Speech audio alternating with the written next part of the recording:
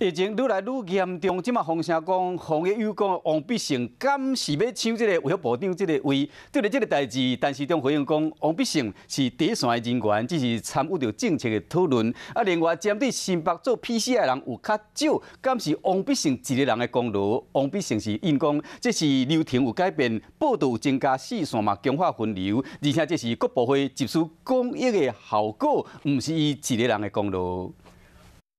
有人说王必胜为了打双北是为了建战功，来争取卫福部长的位置，有听说这样的传言？我现在还在当部长啊。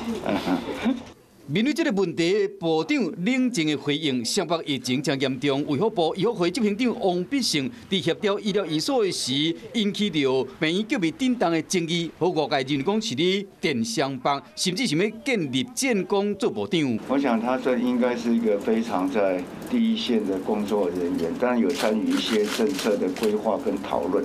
15王必胜已经写文章澄清，无特别讲是倒一个县市，全国的医护人员拢真辛苦，也过话题要立法架。27新北市长海有仪嘛伫面前写讲，唔通用这款高高在上的态度，用这款叫袂震动的口气，请尊重新北的医护人员。无指名道姓，也过敢若就是咧回应王必胜的发言。早起记者讲问这题时，海有仪的讲话比面前更较保守。